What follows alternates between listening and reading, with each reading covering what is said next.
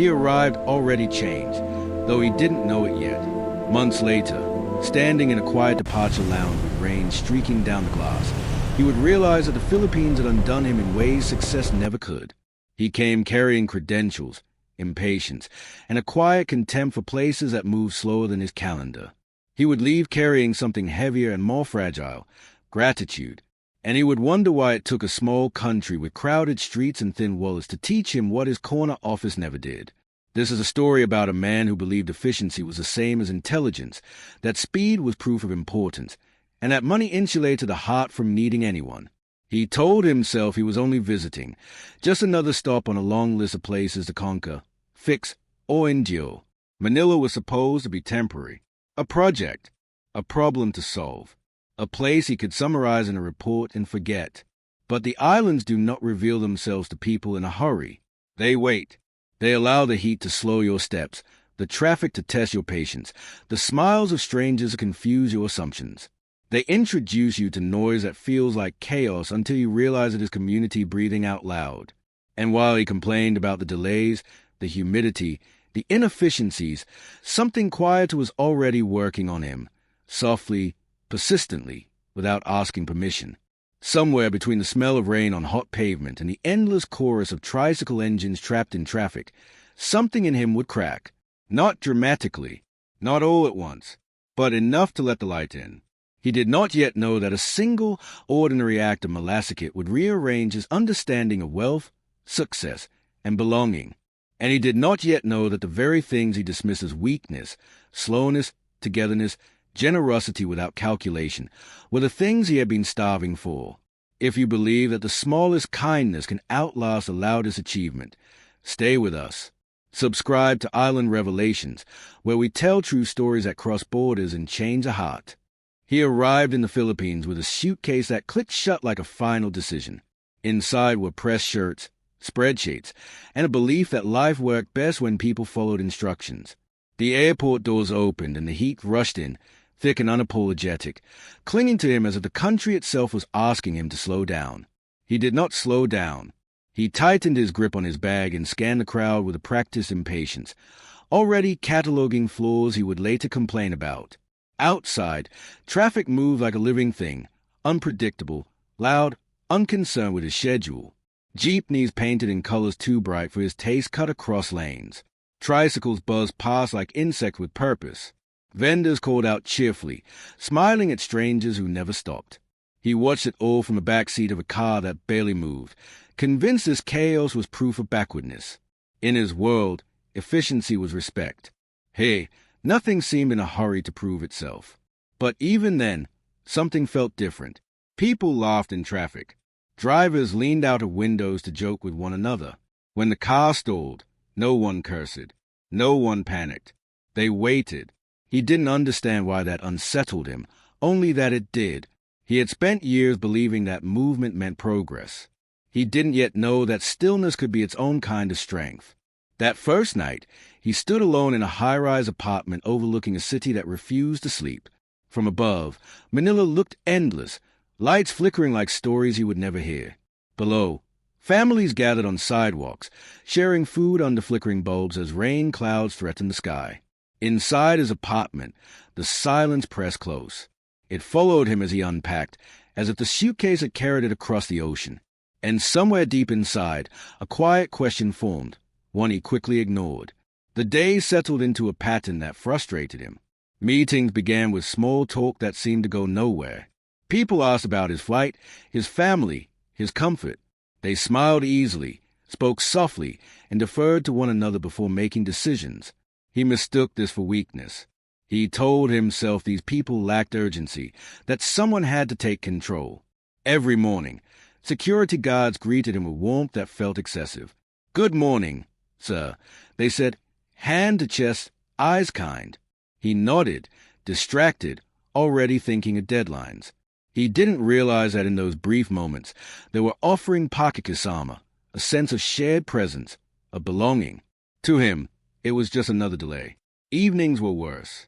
He ate alone, the taste of unfamiliar food doing nothing to fill a hollow he refused to name. Outside, laughter spilled into the streets. Children played in alleys. Neighbors borrowed chairs, shared dishes, passed plate from one hand to another without counting.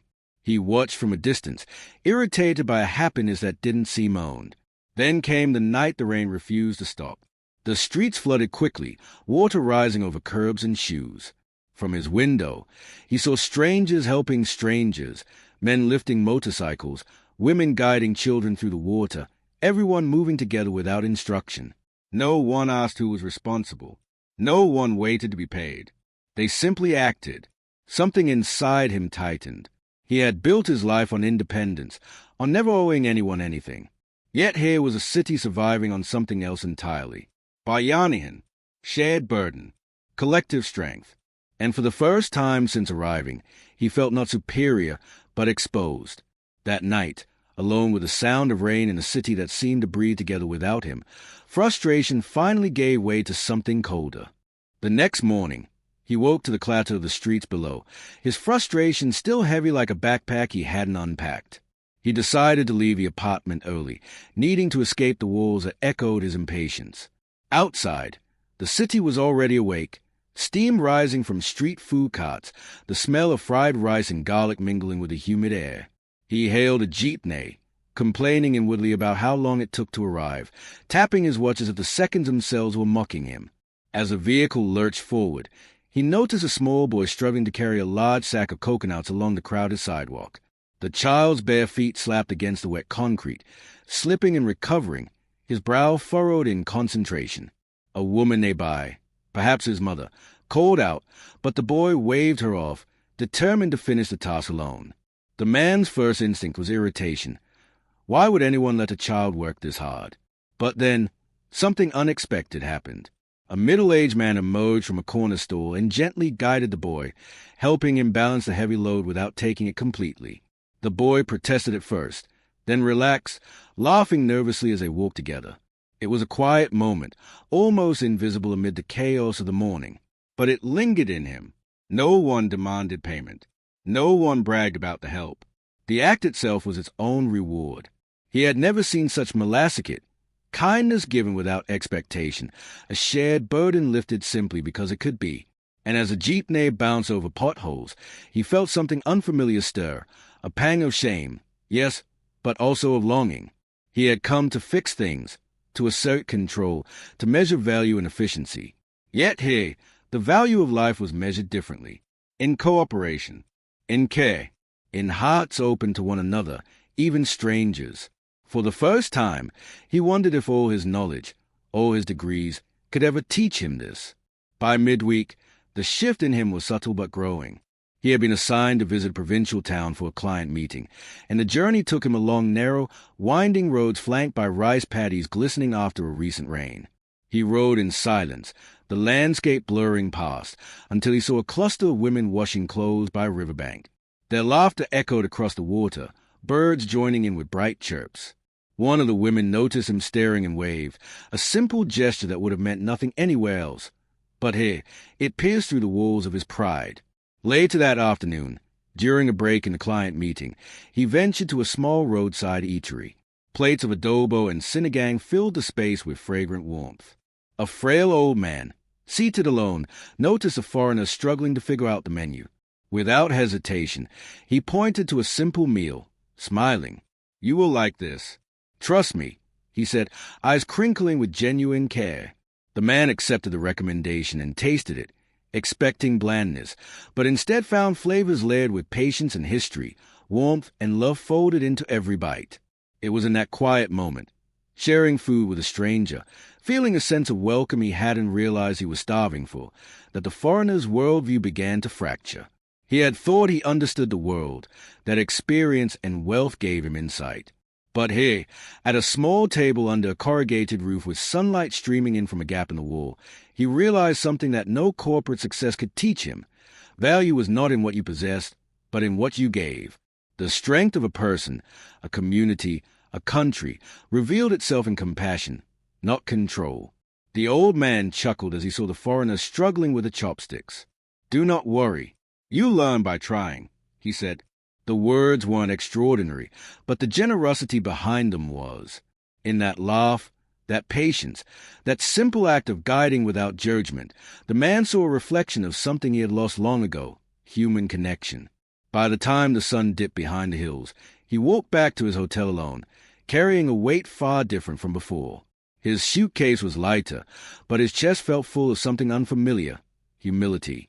And the truth was undeniable now. His life before this, measured in efficiency, speed, and control, was not broken because of what it achieved, but because of what it had never received. He did not yet speak aloud the realization, but he carried it silently as he watched children chase each other in puddles outside the hotel, their laughter resonating over the rooftops. His definition of success was crumbling, and it was beautiful. The foreigner woke that morning with a quiet awareness he had never known before. The city that had once irritated him, the heat, the traffic, the persistent chaos, now felt alive, comforting even. He walked down a narrow street toward the market, inhaling the scent of fresh mangoes, fish, and the earthy smell of rain on stone. Each sound, each movement, felt intentional, as if the city itself had rhythm and purpose, just not the kind he was used to. He found himself stopping to help an elderly vendor carry a basket of vegetables that had tipped onto the ground.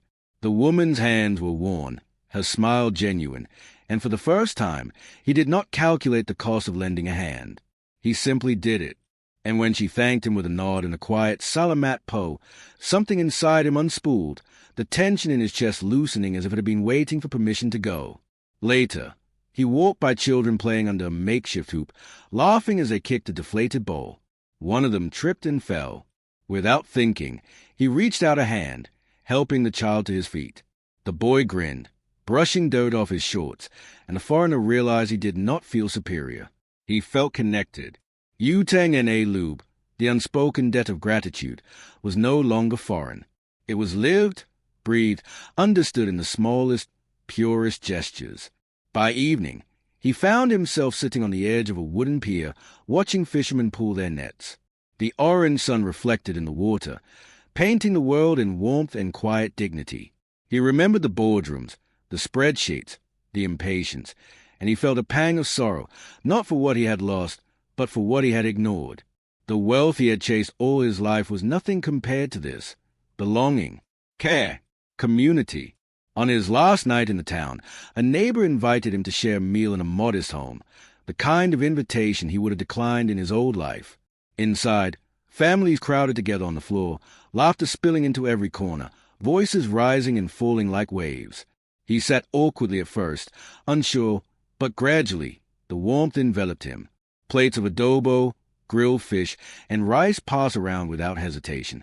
He tried not to stare, but he noticed a care in each movement, the pride in their small achievements, the ease with which they included a stranger. He ate, he laughed, he listened, and then, quietly, he realized he was crying, not out of sadness, but out of relief. Relief that he was seen, relief that he could belong, relief that the measure of a life was not in accomplishments alone, but in generosity, in kindness, in shared burdens and shared joys. That night, as he packed his belongings for the flight home, he touched each item lightly, not because of value, but because of meaning. Manila had changed him, not with grandeur, not with spectacle, but with patience, warmth, and the silent insistence that life was better when it was shared.